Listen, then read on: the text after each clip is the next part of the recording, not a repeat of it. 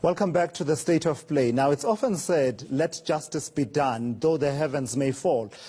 But what is deemed justice in a politically charged context may differ vastly and possibly be divisive. My guest in the middle game, Advocate Muzi Sikhakhane, has represented everyone from Julius Malema to former President Jacob Zuma and now Public Protector Busisiwe Mkhwebane. Professionally, he's bound to represent any client as long as he's available to take a case. But I wanted to find out if there is a principle beyond that he feels strongly about with his clients that some would consider controversial. Let me tell you, Chilos, the people who tell you the distinction about law and politics are lying to you, right? In fact, it's like people who deny that there are conspiracies. It's usually people who are involved in a conspiracy that deny the existence of conspiracies. The people who do this know exactly that justice is a political notion, right? Courts are part of your political system. And so to behave, to believe that a system of law has no influences that are political is either naive or mischievous. I believe the latter. I think people are mischievous. And so law, because courts determine conflicts in society, you ask everyone who hates a particular litigant whether that hatred does not come from their conflict in society. They don't like the person politically, and therefore they transport that dislike into law. So because I don't like Thulesizwe Simelane in politics, Thulesizwe Simelane must be dealt with differently in law. So this intersection is always there. And one of the points that we must make about politics, without getting into the details of this case, is that every human being, whether we like them or we don't like them, must be treated equally by our courts, must be treated without bias, must be treated without prejudice. And the system must deal with each and every individual. That's what separates us from the jungle. That's why we are not animals. It's because we have systems we have created to look at people equally. And that's all I'm saying. So do you ever get people saying to you, you are one of a club of advocates who tend to, quote unquote, represent rogues in our society? Everyone who needs a lawyer may be called a rogue in some sections. No one comes to us to give us a hug and go away. Everyone who walks down this passage into my chambers is someone who's in trouble. And the role of a true advocate is the ability to not to judge a person who needs help. It's like, I've made this example before.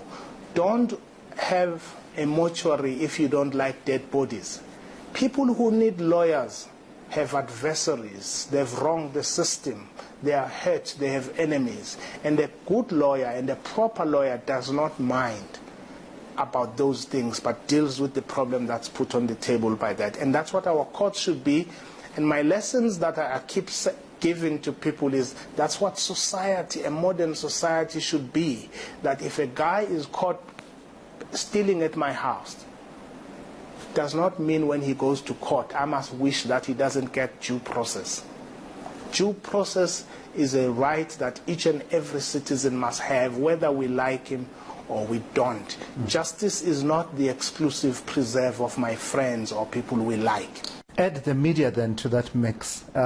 Generally, our job, we see it as, being the eyes, the mirror to society, to basically reflect to society, to say, this is who you are, this is what's happening, these are the leaders you've elected, these are some of the activities they've been involved in, these are some of the people you've entrusted with institutions, and this is what they've been doing with those institutions. What is the impact of some of what we do in some of the work that you do in representing some of these clients that not everyone really likes? Well, let me start by saying, you guys as journalists, you're not a homogeneous group. Some of you are genuine journalists. Others are not. You're serving interests of different people. You're serving interests of markets, you're serving interests of whiteness, and you're scared of your bosses where you work because they are part of the means of production. So not everyone who's a journalist is a journalist, just like not everyone who calls themselves a lawyer or a judge are genuine. But anyway, let's assume all of you are genuine. One of the things about the media for me is that you must first never look up to anyone. And the problems we have is that our journalists look up to some of us, to certain people, and therefore you give them the benefit of the doubt in how you cover stories. And I think that's dangerous. One of the things for me about the media is that if I'm friends with you, you must be able to report on my misdemeanors the same way you report on the misdemeanors of people you don't like. And so I think the challenge for the media is exactly the same challenge for everyone in society. The ability to confront your biases and to know that you are biased. That's what a judge should know and recuse themselves. That's what a journalist every morning must ask themselves. Would I cover this story this way if the person who's the subject was someone I like or dislike? And if your answer is yes, then you are genuine, you are honest, you are true to what you're doing. If your answer is no, I cover it differently depending on who I like. If you are a lawyer, you only want to represent people who are liked, then you are not a lawyer, you are in a popularity contest. And this job is not about that. So just like your job. Are there examples that you can give of what you are talking about, that where the players different, what we do as journalists would be different in the way that we do it? Yeah, there are. I mean, I don't want to give you names of people, they may sue me, but I do think in the context of corruption, which is a crime, you call it state capture, I think that's a farce to call a crime state capture. It's a political term. But one of the ways you should deal with a crime is that it shouldn't matter who is involved. In South Africa at the moment, someone who was called corrupt 7 years ago has now switched sides, is in a different faction, and somehow we are tolerant of them. We even call them men of integrity, stalwarts. So people, if you are not honest and fair about how you deal with wrongdoing, people just switch sides. And those who are hiding call themselves, they are fighting state capture or they are fighting corruption. The fact of the matter, a thief is a thief. And stop this thing of believing people who tell you to connect the dots about others. You don't have to connect the dots about themselves. Everybody must be subjected to the same scrutiny. Zuma, Cyril Ramaphosa, Pravin Gordhan, Tito Mboweni, every politician, every leader must fear scrutiny.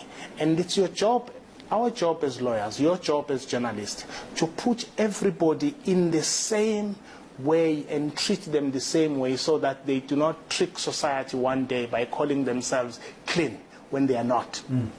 Transformation of the judiciary. Right now we're watching really sad episodes playing themselves out in the Western Cape division.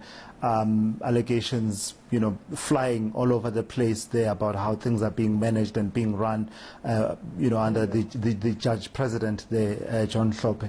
But I mean, it's just an example of one of those issues that sort of come to the surface and get us to focus on the judiciary.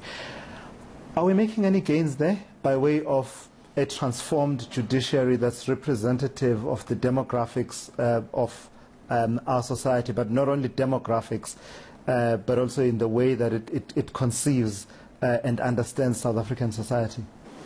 I may be in trouble for what I'm going to tell you now. I'm counting on this. I think we make one step forward and 3 steps backwards. One step forward because we succeed in changing the demographics, right, in terms of color and everything, and that's important, color and gender, that's important. But one of the challenges I've asked those of you who are interested, who are journalists, and everyone in society, we must ask one fundamental question in South Africa. Who becomes a judge in South Africa, and why? Which type of practitioner is attracted to become the judge? And so once people are career judges, and they go there simply because they want a pension when they are 65 and all of that, you're going to attract bad individuals. And I do think we've made progress. But I think one of the 3 steps backwards is that I don't think we've really tested which type of individual has to play this very unique, rare role in society, which is being a judge. It's someone, I'm not saying it's someone who's not biased, but it's someone who's honest. 50% of being a judge, Thulasizwe, is law. The other 50 is being a good, honest, fair human being. And I'm not saying unbiased, but a fair human being is a human being who knows when they are biased, when they are pushing a particular agenda, when they are hoping for a particular outcome. Never be a judge in a matter where you are involved in a particular way or you hope for a particular outcome. Don't treat a matter like that. And I think we've made progress in getting it transformed, but I'm not so sure that we've made progress in getting the right human beings, because there are few. I wouldn't be a judge. I'm shocked sometimes when I see colleagues who are worse than me as human beings rushing to the bench, because I believe it's a job for a very few human beings who are honest, who are frank about themselves and their weaknesses. And I think we're lacking in that area, but we've made progress in other areas of the judiciary. As usual, pulling no punches, Advocate Muzi Sikhakhane there. Thought-provoking conversation there with him. After the break, my take on the recent allegations against Deputy Minister Henrietta Bogopane Zulu and the allegations of nepotism in the training program for traffic officers in the Emalahleni municipality in Mpumalanga.